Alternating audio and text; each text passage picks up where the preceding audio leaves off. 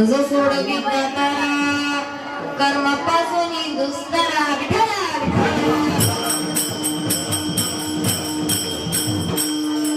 महायोग पिटे तटे भीवर वरपुंडरीकाय दातो मुनी समागत्य दिष्टांतमानंदगाना परब्रह्मलिंगं भजे पांडुरंग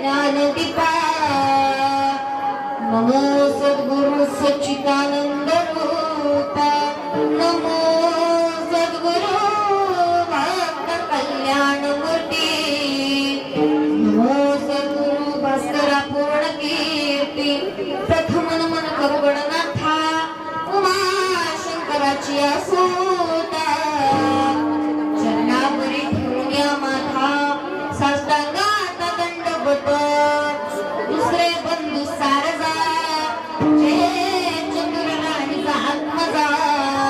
वाक्य सिद्धी पाविजे सहजा तिच्या चरणावर दंडवत आता बंधू देव ब्राह्मण जाजिने पुण्य पावन प्रसन्न होऊन श्रोते जन तया माझे नमन दंडवत आता बंधू साधू सज्जन रात्र दिवस हरीचे ध्यान विठ्ठल नाम उच्चारिता जन तया माझे नमन दंडवत आता बंधू रंग भूमिका कीर्तन योगी होती लोका टाळ श्रोते देखा तया माझे नमन दंडवत ऐसे नमन करून सकळा हरिकथा बोले कोबड्यावर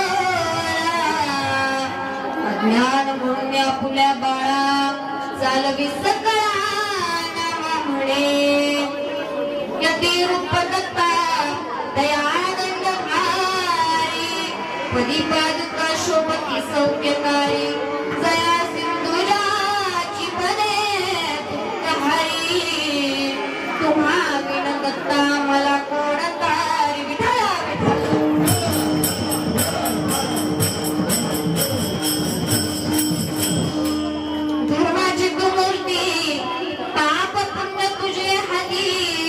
मज सोडविता तारा कर्मापासून दुस्तरा प्रस्तुत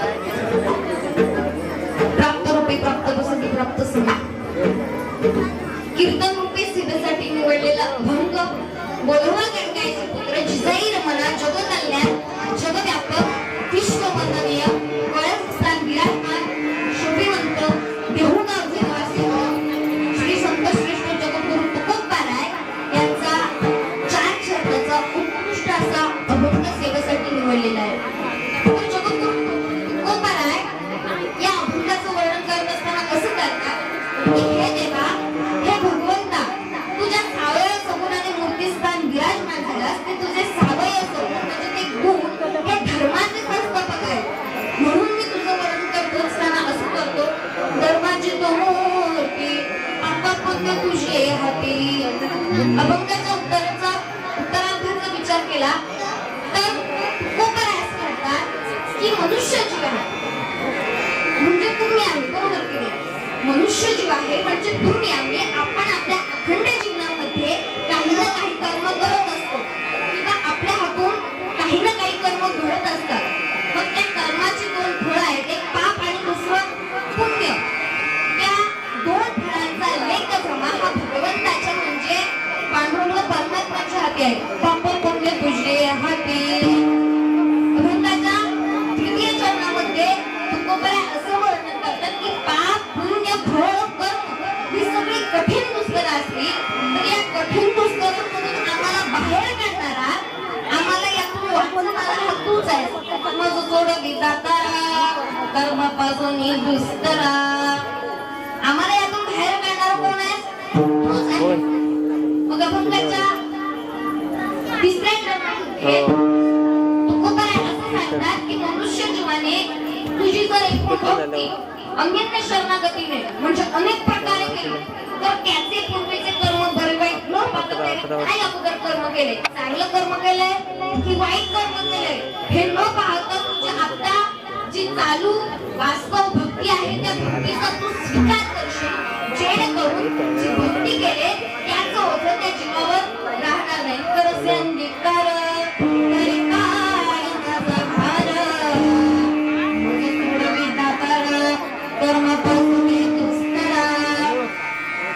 शेवटच्या चरणामध्ये तुकोबाराय अतिशय सुंदर असं चिंतन मांडतात की जीव आणि शिव आपण जर पाहायला गेलो तर देहात्मक क्रियेने म्हणजे शरीर रूपी जीवाचा आत्मा आणि शिवाचा आत्मा यात आपल्याला भिन्नत्व दिसतं म्हणजे भिन्न असलेलं दिसतं.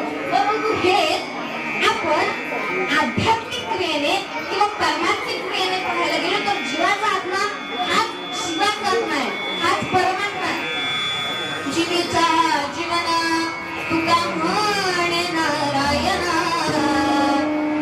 सोडविता तारा कर्मापासून दुस्तरा. आज माझ्या अभंगाचा उपसा विषय विठाला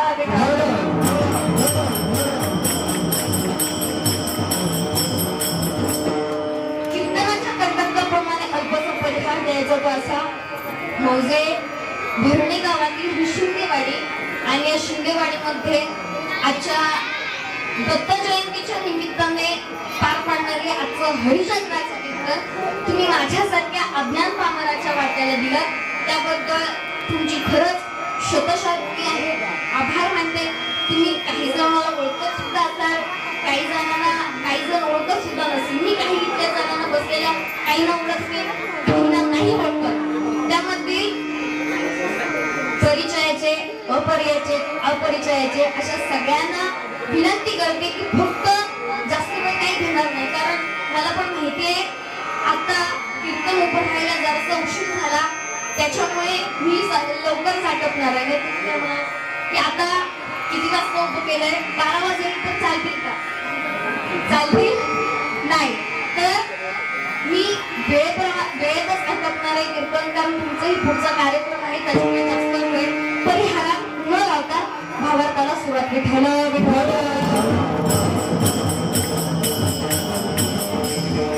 भावार्थाला सुरुवात करत असताना जगद्गुरु तुकोबाराय असं म्हणतात की तिघांचं येणं वेगवेगळ्या कारणास्तव झालं. कोण हे तिघे तर पहिला वर्ग संत, पहिला वर्ग मनुष्य, दुसरा वर्ग संत आणि तिसरा वर्ग देव. या तिघांचं आहे ना वेगवेगळ्या कारणास्तव झालं. आता मनुष्य इथे आला.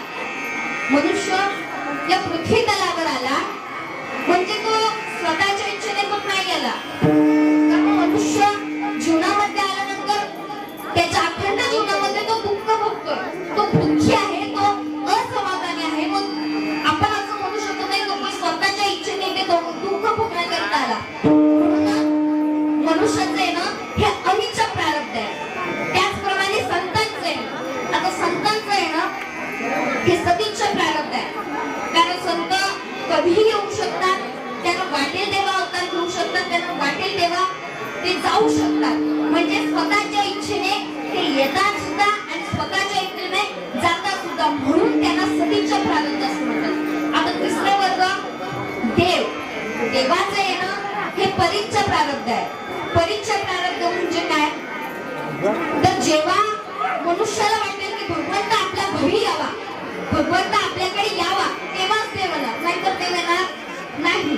मग जेव्हा मनुष्य मनोभावे भक्ती करेल, देवाची उपासना करेल, देवाचं नामस्मरण करेल, देवाचं चिंतन करेल, तेव्हाच फक्त आणि फक्त देव आपल्याकडे येणार आहे. म्हणून परिच्छ प्रारब्ध.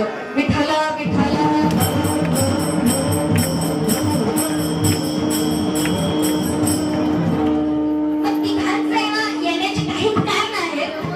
पहिलं कारण मनुष्याचं येण्याचं पहिलं कारण पाप पुण्य. जन्म येणे घडे पातकांचे मुळ, संचितांचे फळ आपुलिया. मनुष्य हे पाप आणि पुण्य हे भोगण्याकरिता आलेलं आहे. दुसरं कारण म्हणजे कर्म. आता कर्मी जीव राहावे, तया सुख दुःखी फळ यावे, तया ते भोगवया यावे. मनुष्य या जगामध्ये, या पृथ्वीमध्ये आपण मागच्या जन्मी केलेले पाप पुण्य हे आपल्याला या जन्मी कर्माच्या अनुषंगाने, सुख दुःखाच्या अनुषंगाने भोगायला येणे, याला मानवी देह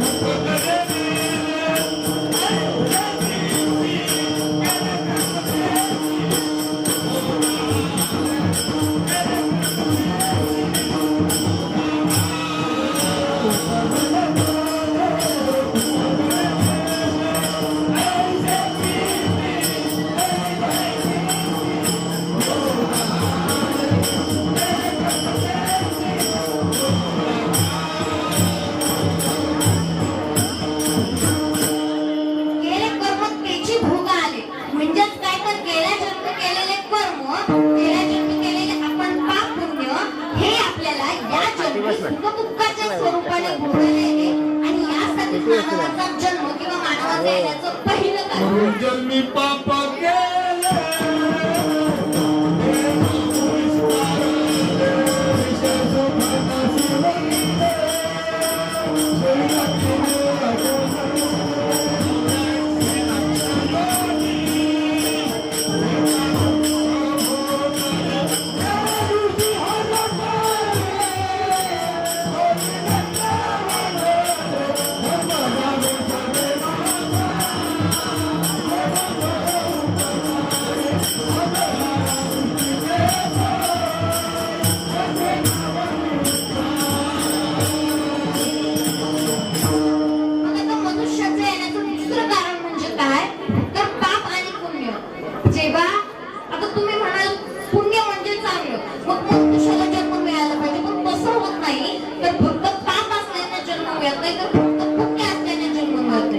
दोघेही समान यावे लागतात. नाथबाबा एका ओळीतून सांगतात, सुकृत दुष्कृत समान समी कर्मभूमी ते जिथे पै स्वर्गगामी का नरके. सुकृत म्हणजे पुण्य, दुष्कृत म्हणजे पाप. हे जेव्हा समान येतील तेव्हाच मनुष्याला जन्म मिळतो. आणि हे मनुष्याचं येण्याचं दुसरं कारण.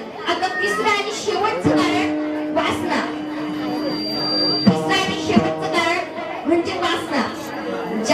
वासना म्हणजे इच्छा.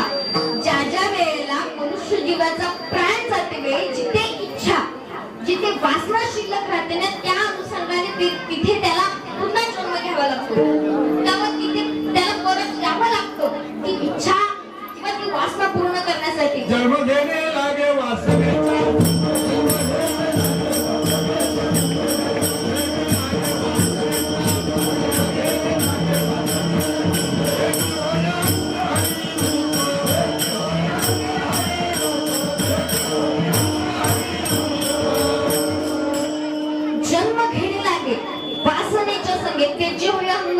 हरिरूप. मग हे मनुष्याचे येण्याचं तिसरं कारण म्हणजेच काय तर वासना. ज्या ज्या वेळेला वासना इच्छा शिल्लक राहते त्या त्या वेळेला तिथे त्याला पुन्हा जन्म घ्यावा लागतो. विठाल विठाल.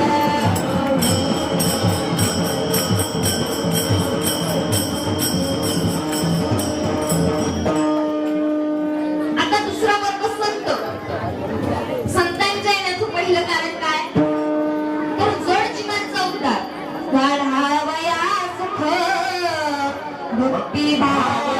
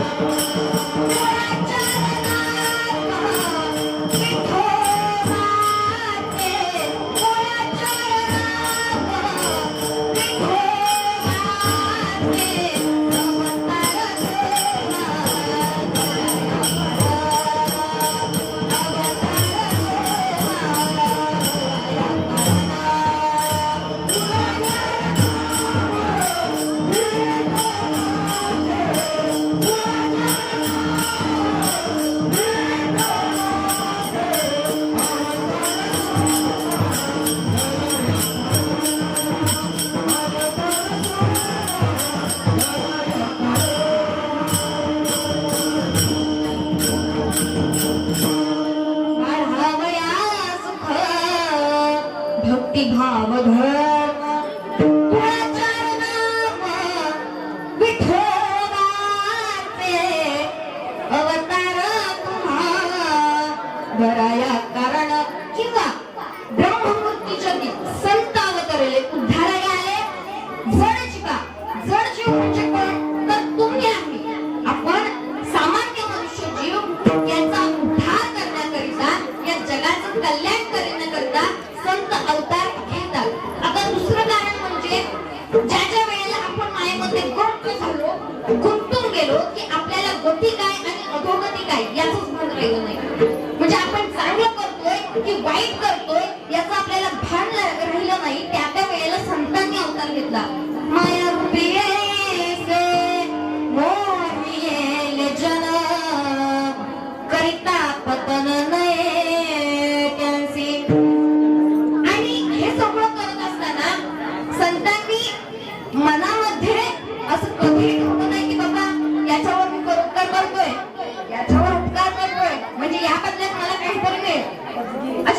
त्यांची वृत्ती होते का? नाही. संत हे परोपकाराने जगाचं कल्याण करत होते. तुमचा आमचा जोड जीवांचा उद्धार करत होते. जगाच्या कल्याणात संतांच्या विभूती कष्टपीठी परोपकारी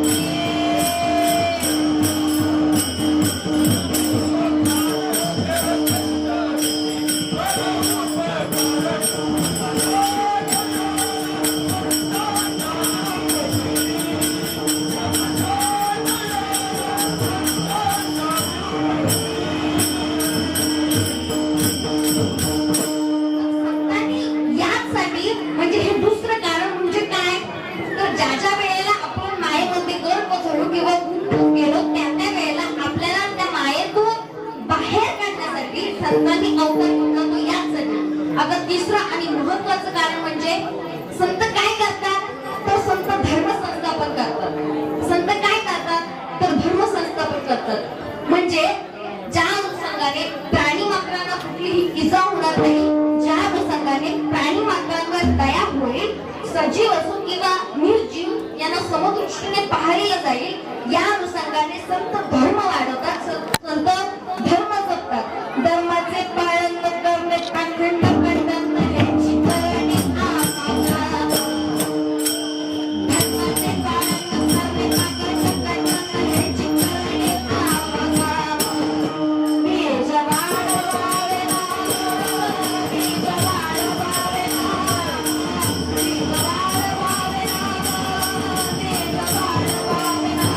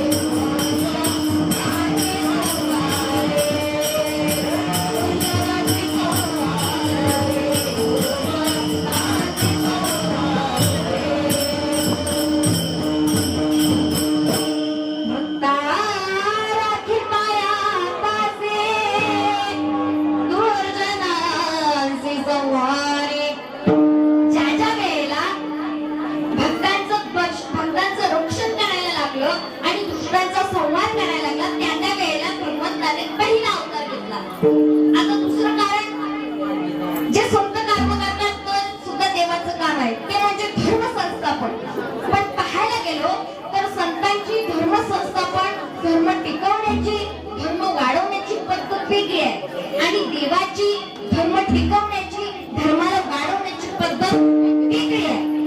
मग काय झालं, एक उदाहरण सांगते म्हणजे तुमच्या लक्षात येईल की एक मुलगा शाळेमध्ये जात होता. लक्ष देऊ नका बरं का. एक मुलगा शाळेमध्ये जात होता आणि तो शाळेत जात असताना त्याने एक दिवशी काय केलं तर शेजारच्या मुलाची पेन्सिल चोरली आणि हे त्याच्या वर्ग शिक्षकांना समजलं. वर्ग शिक्षकांना समजल्यानंतर त्याच्या पालकांना, त्याच्या आई वडिलांना त्या वर्ग शिक्षकांनी सांगितलं की बाबा तुमच्या मुलगाने आज चोरी केली, तुमच्या मुलगाने आज चोरी केली. आणि घरी आल्यानंतर त्याच्या वडिलांनी विचारलं चोरी केलीस का. आता जर वडिलांना तर सगळंच माहित होतं त्याच्यामुळे तो मुलगा काहीच बोलला नाही. वडिलांनी काय केलं असेल तर काठी घेतली आणि 4-5 फटके मारले. वडील तर हेच करणार, बरोबर की नाही. मग वडिलांनी काय केलं, काठी घेतली, 4-5 फटके मारले आणि सांगितलं असं पुन्हा करू नको. मग आई जवळ गेला, त्याच्या आईने त्याला विचारलं मग आई मारणार होती का. आईने काय केलं असेल बरं. आईने त्याला असंही सांगितलं नाही की बाबा तू पुन्हा चोरी कर, असंही सांगितलं नाही. वरून 4-5 काठीचे फटके सुद्धा दिले नाही. मग आईने काय केलं तर आईने त्याला जवळ घेतलं, त्याच्या डोक्यावरून मायेचा हात फिरवला आणि सांगितलं, समजावून सांगितलं की बाळा आपले संस्कार इतके वाईट आहेत का की तू चोरी करशील. आम्ही तर तुझ्यावर चांगले संस्कार केले, मग तू चोरी कशी काय केलीस. आता याच्या पुढे करू नको. म्हणजे आईने मारलं का नाही मारलं.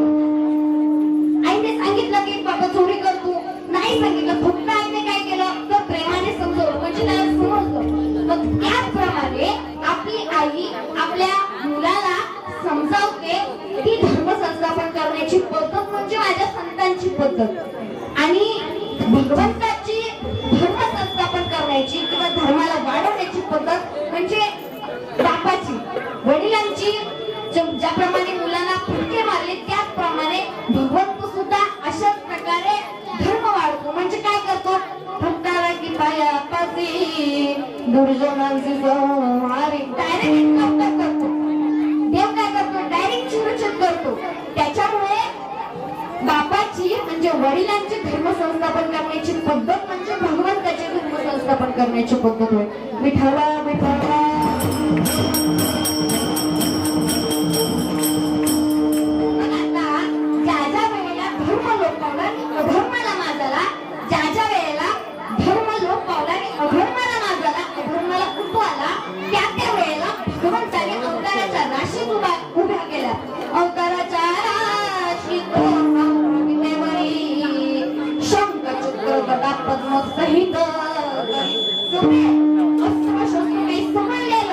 आणि भगवंत अवताराच्या राशी निर्माण केला. मग हे भगवंताचं येण्याचं दुसरं कारण म्हणजे धर्म संस्थापन. आता तिसरं कारण अतिशय महत्वाचं आहे. कारण या कारणामुळे भगवंताची 2 कामं अगदी सहज होतात. ते म्हणजे भक्तांचं रक्षण. बघा आता भक्त काय करतात तर भक्त धर्माला जपतात, अधर्म वाढू देत नाहीत. ज्ञानोबापासून मध्ये सांगतात जय खणाची व्यंकटी साडो कया सत्कर्मी गती द्वारो बुद्धा परस्पर पडो मैत्र जीवाचे. ज्ञानोबापासून मध्ये सांगतात भगवंताला की भगवंता तू दुर्जनांचा किंवा नास्तिक आहे फक्त त्यांचा चिरचित नको करू, त्यांना मारू नको.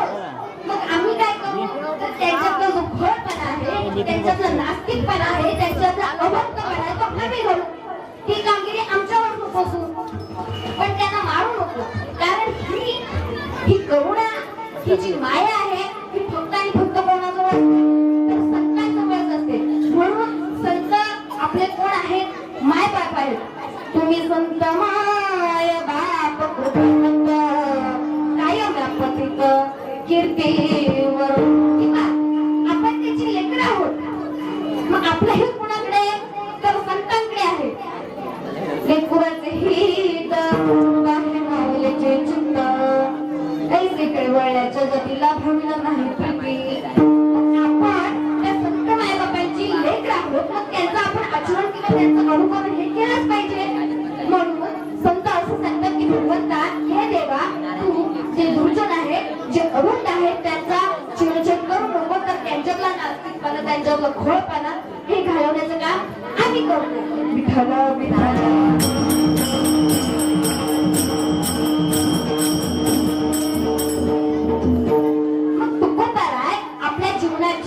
परमार्थिक जीवनाची वाटचाल करत असताना असं सांगतात की भक्ती करत असताना 3 मार्ग आहेत. भक्ती करत असताना ज्ञान मार्ग, 4 मार्ग आहेत. ज्ञान मार्ग, योग मार्ग, कर्म मार्ग आणि भक्ती मार्ग. ज्ञान मार्ग, योग मार्ग, कर्म मार्ग आणि भक्ती मार्ग. तर त्यातला मनुष्य हा पूर्णपणे, म्हणजे डोक्याच्या केसापासून ते पायाच्या नखापर्यंत हा पूर्णपणे कर्मप्रधान आहे. आपलं दैनिक किंवा व्यवहारिक जीवन जगत असताना त्याच्या हातून कर्म घडत असतात. त्याच्यामुळे मी मान्य करतो की माझी वाटचाल ही परमार्थिक भक्तीची कर्मप्रधान आहे. म्हणून मी तुझं नमस्कार करण्याचं माझ्या हाती घेतो. सदा नाम घोष करुणता तेने सदा चित्ता समाधान. कितीही काम असतं तरी आम्ही तुझं नाव घेणार. कामामध्ये काम काय होणारा मनावर जाईल श्रम सुख होईल दुःखाचे. भगवंता, आम्ही जर तुझं नाव घेतलं, संत हे सांगतात की आपण भगवंताचं नामस्मरण घेतलं किंवा केलं तर कितीही काम असू द्या तरी आपल्याला ज्या कामामधून अशांती किंवा असमाधान लागतं ना, ते भगवंताचं नामस्मरण करून गेलं तर ती अशांती किंवा असमाधान लागणार नाही. मग आजची ही दत्त जयंती, मग दत्तप्रभूंचा अवतार कसा झाला, तर नाथ बाबा एका कथेतून सांगतात की काय झालं. भगवान शंकर पार्वती माते सांगत होते की या त्रिभुवनामध्ये त्रैलोक्यामध्ये एक श्रेष्ठ पतिव्रता आहे, ती म्हणजे अनसुया. आता पार्वतीला हे समजलं. पार्वतीला हे समजल्यानंतर पार्वती म्हणाली की कसं काय, आमच्या तिघींपेक्षा, म्हणजे कोणापेक्षा, पार्वती, सावित्री आणि लक्ष्मी, आमच्या तिघींपेक्षा या त्रिभुवनामध्ये, त्रिलोकामध्ये कोणीही श्रेष्ठ पतिव्रता नाही. आता शेवटी एका पतिव्रतेचा आपल्या मालकाने इकडे लक्ष द्या, तुमच्याच कडचा भाग आहे म्हणून तुम्हाला सांगते. विठ्ठल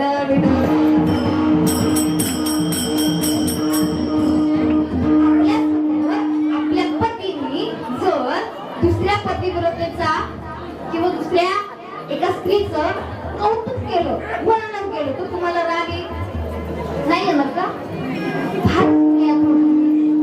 नाही येणार ना. मग तसंच पार्वतीला राग आला. पार्वती संतापून म्हणाली की आमच्या पैकीपेक्षा या त्रिभुवनामध्ये श्रेष्ठ पतिव्रता, महान पतिव्रता कोणीही नाही. आणि हे तिला पटलं नाही. मग भगवान शंकर म्हणाले की हे जेव्हा तुला नारद मुनी सांगतील तेव्हा तुला समजेल. तिथे नारद मुनी आले. नारद मुनी सगळं सांगितलं. तुमच्या तिघींचे पुतळे करून तिने आपल्या डाव्या पायात बांधलेले आहेत. मग आपल्यामध्ये डावा पाय हा अशुभ मानला जातो. त्याच्यामुळे तुमच्या तिघींचे पुतळे करून तिने कुठल्या डाव्या पायात बांधले आहेत. एवढे सामर्थ्य त्या अनुसरले आहेत. मग तिघींनी विचारलं नारद मुनी, याच्यावर आता उपाय काय? नारद मुनी म्हणाले की काय करा तुम्ही, तुमच्या पतीला, तुमच्या स्वामीला सांगा की तिच्याकडे जा आणि नग्न भोजन घालण्यास सांगा. नग्न भोजन घालण्यास सांगा, जेणेकरून ती जे पातिव्रत्य आहे ते नष्ट होईल, ते निघून जाईल. तिघींनी आपल्या पतीकडे, आपल्या मालकाकडे विनंती केली. शेवटी बाल हट्ट, राज हट्ट आणि स्त्री हट्ट, त्यामधला हा होता तो कोणता? स्त्री हट्ट. मग आता कौटुंबिक विषयामुळे त्यांच्या मनामध्ये करुणा निर्माण झाली. ते तिघेही म्हणाले, तिघेही अनुसईकडे गेले. अनुसईला सगळं काही सांगितलं की आम्हाला नग्न भोजन घाल. अनुसईने सुद्धा, अनुसईच्या मनामध्ये तिचा कोणताही पहिली, त्याच्यानंतर मनामध्ये विचार आला की जर आपल्या पातिव्रत्याची परीक्षा असेल ना तर होईल मी पास, त्याच्यामध्ये मी जिंकूनच दाखवणार. आणि हेच मनात ठरवून तिने काय केलं असावं, अवश्य म्हणून ती आतमध्ये गेली. बाहेर आल्यानंतर त्या तिघांच्या मस्तकी इतकं हात ठेवला. हात ठेवल्यानंतर त्या तिघेही देवांचं, ब्रह्म विष्णू महेश या तिन्ही देवांचं छोटी छोटी पूजा ठेवली. अनुसयेने मग्न होऊन म्हणजे तुम्हाला काय वाटत असेल तर वस्त्र काढून तर त्यातला मग्न होत नाही तर मग अनुसयेने काय केलं अनुसयेने आपली वस्त्र काढून तर मग्न झाली नाही मग काय केलं तर आपल्या देहामध्ये आपल्या शरीरामध्ये काम क्रोध मद मत्सर दंभ अहंकार हे जे विकार आहेत ना ते विकार तिने बाजूला काढले विठ्ठल विठ्ठल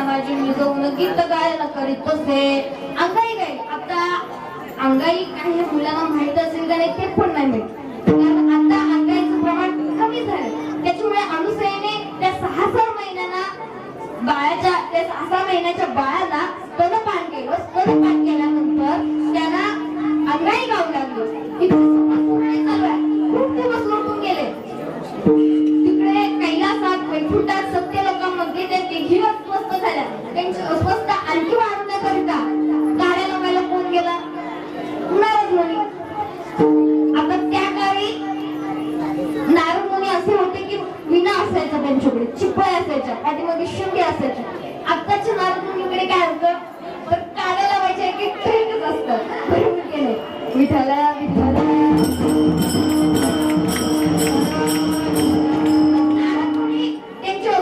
अजून वाढवण्याकरिता म्हणजे एका हाती ते चांगलंच होतं कारण त्या तिघींना आपल्या पातिव्रत्याचा गर्व चालला होता अभिमान चालला होता ते अभिमान तो गर्व नाहीचं होण्याकरिता नारद मुनी हे सगळं रामायण महाभारत घडून आणलं होतं आणि मग काय केलं असं नारद मुनी सांगितलं की तुम्ही इथे इतक्या शांत कशा काय बसलात तुम्ही इथे शांत कशा काय बसलात तिकडे तुमच्या पत्नीला 6 महिन्याची बाळ करून की अनुसया रोज स्तनपान करते रोज पाण्यामध्ये भिजवते आणि तुम्ही इथे शांत बसला आहात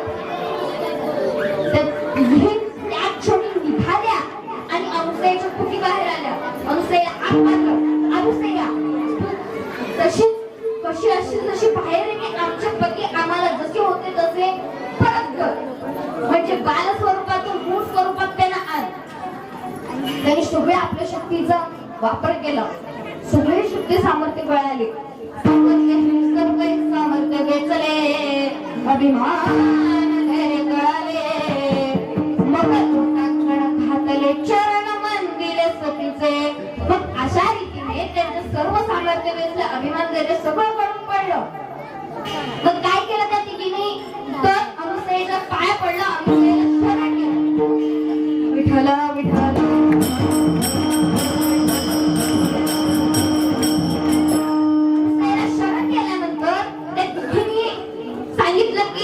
पती आम्हाला पूर्ण मूळ स्वरूपात होते त्या स्वरूपात आणते आता अनुसयेला समजलं की यांचं अभिमान हरण झालंय यांचं गर्व हरण झालंय त्याच्यामुळे आता त्यांचे पती मूळ स्वरूपात आणण्यास काही हरकत नाही अनुसयेने काय केलं त्या तिघांच्या मस्तकी हात ठेवला हात ठेवल्यावर ते तिघांचे बालकातून मूळ स्वरूपात रूपांतर झाले आणि मग ते म्हणाले की माता अनुसया माता तुमचे सामर्थ्य अतिशय विशेष आहे महत्वाचे आहे खूप महान आहे मग आता तुमचं काय मनोरथ आहे किंवा तुमची काय इच्छा आहे ते आम्ही पूर्ण करू अनुसया माता म्हणाले की याच्यावर माझी काहीच इच्छा नाही मला फक्त एक वरदान द्या कारण तुमच्या सहवासामध्ये आता मला तुमच्याशिवाय करमणार नाही मग तुम्ही काय करा तुम्ही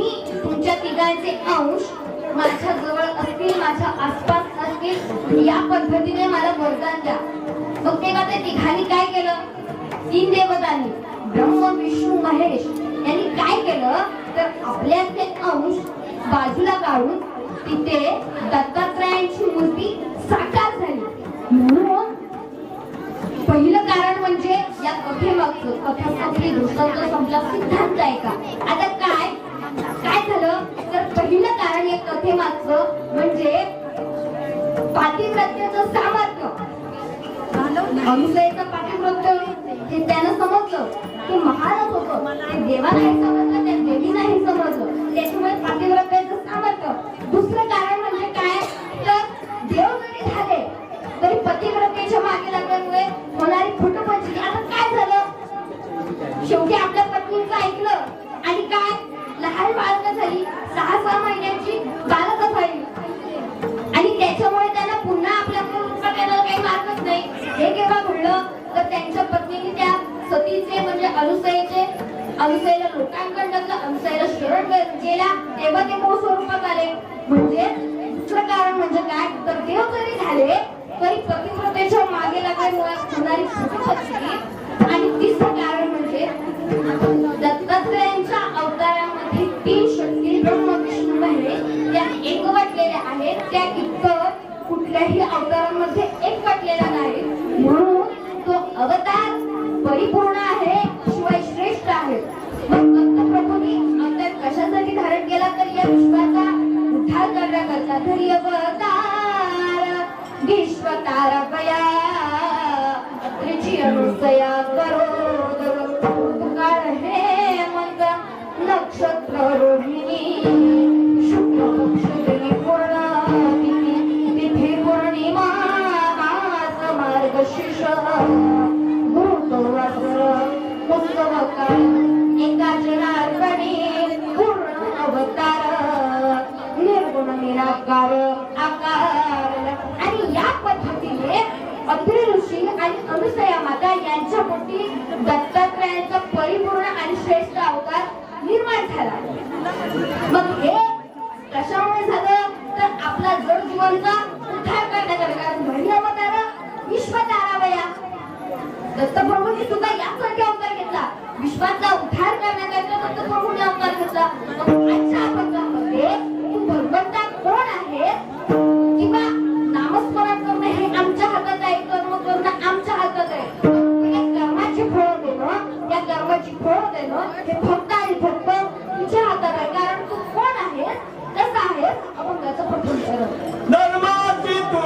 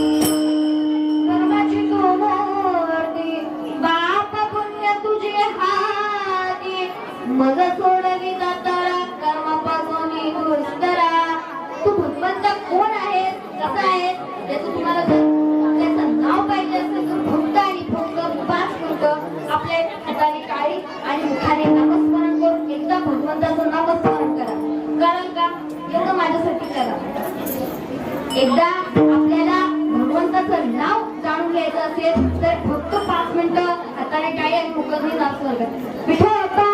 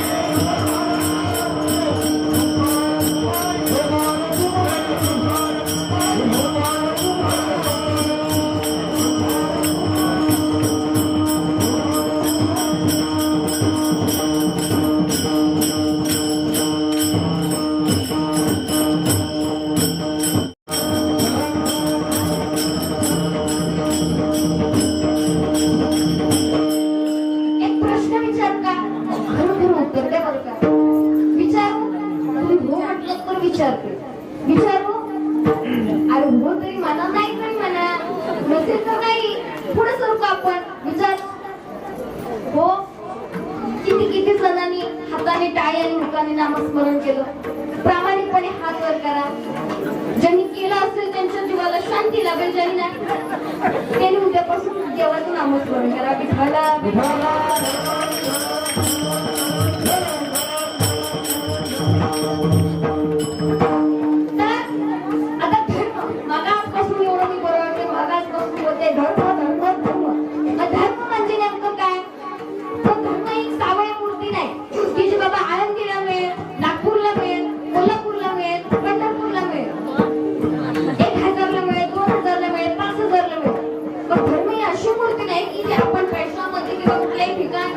ठिकाणी जाऊन विकत घेऊ शकतो तर धर्माचे काही 4 पाय आहेत सत्य अहिंसा सदाचार आणि अहिंसा या 4 पायांवर धर्म उभा राहिला आहे टिकला आहे मग जिथे या 4 गोष्टींचं अनुकरण होतं किंवा जिथे 4 गोष्टी जोपासल्या जातात तिथे खऱ्या अर्थाने धर्म टिकतो तिथे धर्माचं पालन होतं मग असाच धर्म माझ्या पांडवांनी पाळला आणि म्हणूनच त्यांच्याकडे देव गेला द्वारकेचा राणा पांडवा घरी म्हणूनच देव त्यांच्याकडे गेला भगवान कृष्ण द्वारिकेहून पांडवांकडे गेला कारण का पांडवांकडे धर्म होता मग असाच धर्म पांडवांनी पाळला असाच धर्म माझ्या जनाई मुक्ताबाई मीराईने पाळला तुका संत सज्जनांनी पाळला तुकोबाराय सांगतात धर्म करा धर्म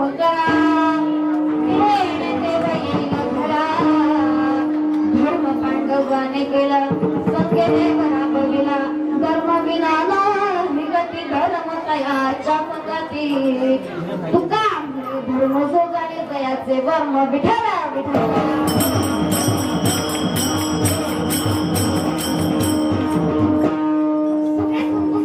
सांगतात की बाबा धर्म करा मग आता धर्माचे सुद्धा 2 प्रकार आहेत प्रवृत्ती लक्षण धर्म आणि दुसरं निवृत्ती लक्षण धर्म तर प्रवृत्ती लक्षण धर्मामुळे आपल्याला भोग प्राप्त होतात प्रवृत्ती लक्षण धर्मामुळे आपल्याला भोग प्राप्त होतात तर निवृत्ती लक्षण धर्मामुळे आपल्याला मोक्षाची मुक्तीची प्राप्ती होते मग आपण आपलं व्यावहारिक जीवन जगत असताना किंवा आपलं दैनिक जे जीवन आहे ते जगत असताना आपण या चक्रामध्ये अडकत चाललोय की कर्म पाप पुण्य फळ सुख दुःख एका चक्रामध्ये गुंतत चालले पण याच्यातून आपल्याला बाहेर काही पडता येत नाही कारण मध्ये काय येतं माया येते मध्ये संसार येतो कुटुंब येतो मूळ माया येतात पत्नी येते सगळं काही येतं कशामुळे तर आपण संसारिक जीव आहोत मग हे मध्ये येणारच कारण प्रत्येकाचं प्रारब्ध नुसार ज्याचं त्याचं भाग्य उचलत असतं म्हणजे ते आपण उचलून घ्यायचं असतं पण याच्यातून प्रारब्धातून आपल्याला मुक्ती होणार नाही मग काय करावं लागेल भक्ती करून आपल्याला मोक्षाची आणि मुक्तीची प्राप्ती करून घ्यायची आहे आणि ही काळाची गरज आहे आता मला सांगा महाभारत तुम्हाला माहितच असेल तर महाभारतामध्ये द्रौपदीचं वस्त्र हरवून त्याचं काही कारणच नव्हतं कारण द्रौपदीने काय केलं तर दुर्योधनावर हरली आणि त्याच्यामुळे ते वस्त्र हरण झालं शेवटी काय हो प्रारब्ध द्रौपदीच्या प्रारब्धात हे वस्त्र हरण होतं आणि ते कुठल्या ना कुठल्या कारणावरून होणार होतं शेवटी प्रारब्धामध्ये आग येतं आणि प्रारब्धापासून कोणीही चुकत नाही फक्त याच्यातून आपल्याला बाहेर पडता येतं कशाच्या जोरावर तर भक्तीच्या जोरावर आपण एकदा का भक्ती केली देवाला आपलंच केलं की तो आपल्याला होणार आहे आपल्याला मोक्षाचा मुक्तीचा मार्ग सापडून देणार आहे आणि म्हणूनच त्याचा धावा करायचा कशाकरिता तर आपल्याला मोक्षाचा मुक्तीचा मार्ग सापडून देईल याकरिता अभंगाचं गीत योग्य मज सोडवी दाता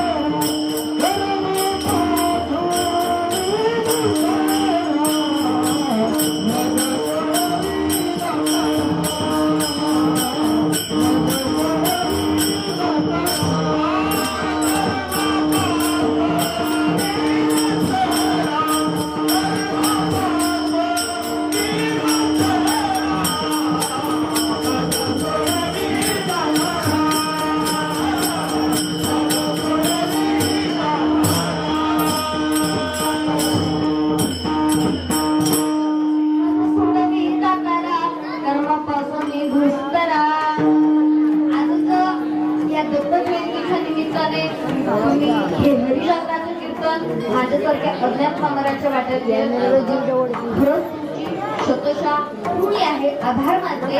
कारण मी अजूनही कीर्तन शिकत आहे.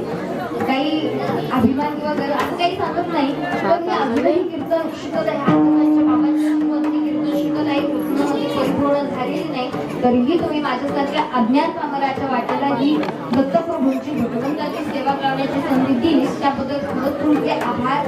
आणि सुंदर असे आमचे चालकरी काही तरुणांपेक्षाही काही कमी नाचत नाहीत. कारण तरुणा भाग्यवान कोणतं नाचे हरी कीर्तनात, तरण्या मुलांपेक्षाही उत्कृष्ट नाचतात. कारण भगवंताने त्यांना आपलं समजून घेतले भाग्याच्या दृष्टिकोनातून. तुकोबाला तेव्हा अनेक संत म्हणतात की लोकांनी जवळ करणं हे भाग्य नाही, लोकांनी जवळ करणं हे भाग्य नाही, तर भगवंताने आपल्याला जवळ करणं हे भाग्य आहे. कारण लोक काय आज जवळ करतील, उद्या बाजूला करतील. आता आपण समोर आहोत, आता मी पण तुमच्या समोर आहे म्हणून मला नसता मी काही थोड्या वेळाने पुढे गेली की काय कीर्तन केलं बोला कसं नाही, तेवढा आहे विश्वास विठाला विठाला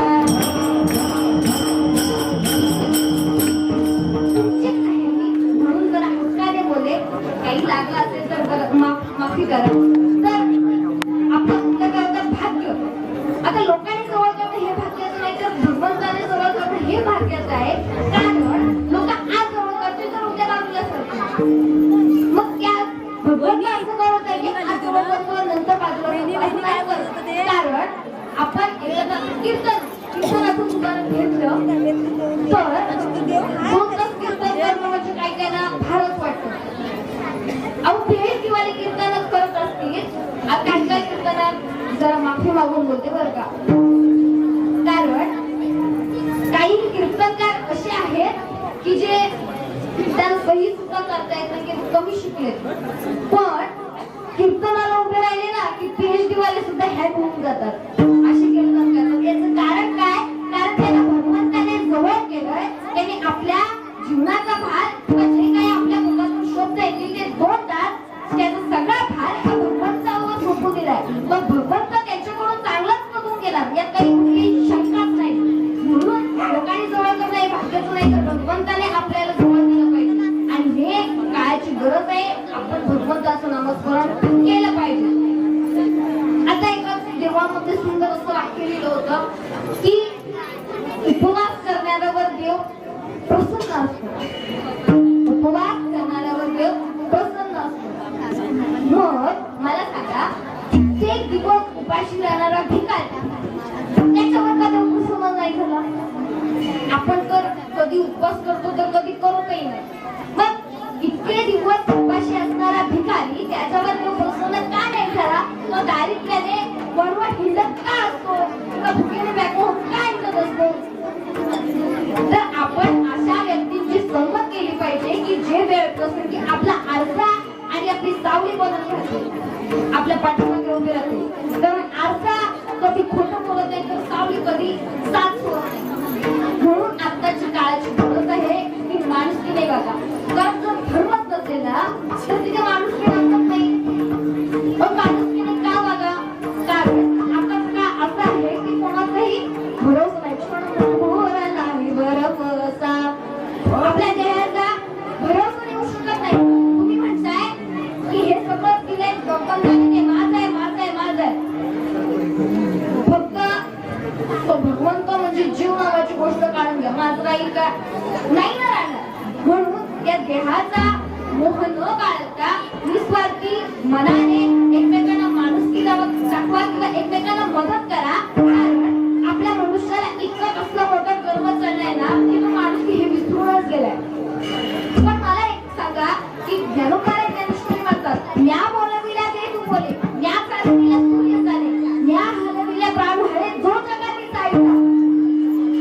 माझ्या सांगण्यानुसार जर सूर्य चालतो, माझ्या सांगण्यानुसार जर एखाद्याचा प्राण होऊ शकतो, तर मग या जगाचा आपण विचार करायला गेलो तर जगाची उत्पत्ती जी भगवंताने केलेली आहे, ब्रह्मांडाची उत्पत्ती भगवंताने केलेली आहे, मग त्याला कसला मान दाखवायचा? बरोबर की नाही? मग आपल्याला देव सांगतोय की बाबांना जगाचे पाहुणे आहात मालक नाहीच पण तो कोण तू सांगतो आणि हे आपल्याला सांगून कळत नाही म्हणून काय पाठवलं कोरोना पाठवला की बाबा आता तरी जागे व्हा तुम्ही या जगाचे पाहुणे आहात मालक नाही मग आता तरी जागे व्हा म्हणून कोरोना रूपी आपल्याला मनुष्य पाठवला तरी सुद्धा माझं म्हणते का नाही ना या उच्चतम शक्तीपुढे आपल्या अभिमानाचा आपल्या गर्वाचा टिकाव लागणं हे अशक्य आहे त्याच्यामुळे आताच्या आजपासून भगवंताची अतिशय निस्वार्थीपणाने भक्ती करा भगवंताला शरण जा भगवंताला जर शरण जायचं असेल तर कोणाचं मार्गदर्शन घ्या कोणच नाही भेटतो तर संतांचं मार्गदर्शन घ्या संतांचं अनुकरण करा कारण संतांविना प्राप्ती नाही ऐसे वेद देती वाही किंवा हरी प्राप्तीची उपाय धरावे संतांनी काय मग कोणीच नाही भेटलं तर भगवंताची प्राप्ती व्हायची असेल तर आपण संतांचं मार्गदर्शन घ्या भगवंताची प्राप्ती होईल भगवंताची प्राप्ती होईल मग तेव्हा आपल्याला कळेल धर्माची तो मूर्ती तुझी हाती मज सोडविता करा कर्मापासून दुष्करा धर्माच्या मूर्तीचं आपल्याला एकदा का स्वरूप कळलं ना की तो आपल्याला भगवंत तो पांडुरंग परमात्मा दत्त प्रभू असतील या संकटातून किंवा आपल्याला या देहातून मोक्षाचा मुक्तीचा मार्ग सापडवून देणार आहे विठ्ठल विठ्ठल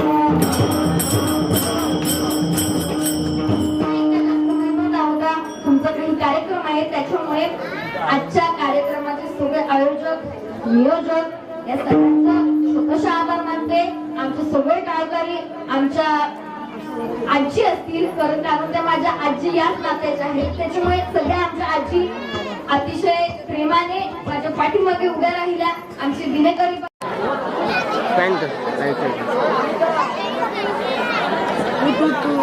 सावकाश करणार आहे फाशी करतो माणसं का दिसलीच पाहिजे असं काय नाही